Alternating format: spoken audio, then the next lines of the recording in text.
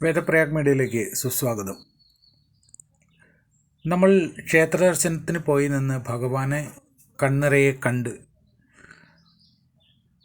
നമ്മുടെ എല്ലാ ദുഃഖങ്ങളും ദുരിതങ്ങളും അവസാനിപ്പിച്ച് തരണമേ, ഐശ്വര്യപ്രദമായ ജീവിതം നയിക്കാനുള്ള കാരുണ്യം തരണമേ എന്ന് ആത്മാർത്ഥമായി നെഞ്ചുരുകി പ്രാർത്ഥിച്ചുകൊണ്ടിരിക്കുന്ന സമയങ്ങളാണ് ഭഗവാന്റെ മുന്നിൽ നിൽക്കുന്ന ഒരു സമയം. വളരെ ശാന്തമായ അന്തരീക്ഷമായിരിക്കും, അതേപോലെ സുഗന്ധങ്ങൾ മാത്രമായിരിക്കും, സദ്ദർശങ്ങൾ മാത്രമായിരിക്കും നമുക്ക് ലഭിക്കുന്നത്. നല്ല സൗണ്ടുകൾ മാത്രമായിരിക്കും നമ്മൾ കേൾക്കുന്നത്, നല്ല ശബ്ദം മാത്രമായിരിക്കും കേൾക്കുക, നല്ല മണം മാത്രമായിരിക്കും കിട്ടുക എന്ന് തുടങ്ങി പഞ്ചേന്ദ്രിയങ്ങളിൽ ഏറ്റവും സുഖകരമായി നിൽക്കുന്ന ഒരു അവസ്ഥയിലേക്ക് നമ്മൾ ലയിച്ച് നിന്ന് ഭഗവാനെ കണ്ട് തൊഴുന്ന ഒരു അവസ്ഥയിലായിരിക്കും. ചില ആളുകൾ പെട്ടെന്ന് വന്ന്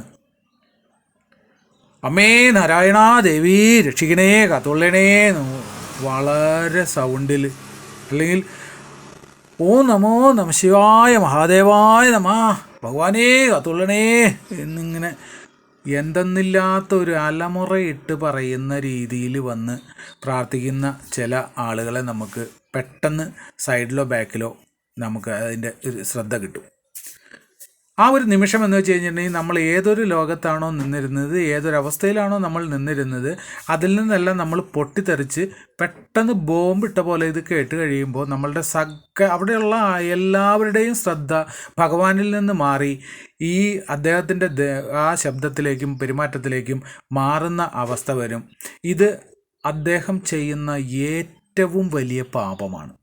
അത്രയും ആളുകളുടെ ഈശ്വരവിശ്വാസത്തെ, ഭക്തിയെ, സ്നേഹത്തെ, കാരുണ്യത്തെ, ദയയെ എല്ലാം ആ ഭഗവാനിൽ അവർ അർപ്പിതമാക്കിക്കൊണ്ടിരുന്ന അവസ്ഥയെ അവരും ഭഗവാനുമായിട്ട് കണക്റ്റ് ചെയ്യുന്ന ആ ഒരു സമയത്തെ ആ ഒരു എനർജീനെ കട്ട് ചെയ്യുന്ന അവസ്ഥ വരിക എന്ന് വെച്ച് കഴിഞ്ഞാൽ ഏറ്റവും ദൂഷ്യകരമാണ്.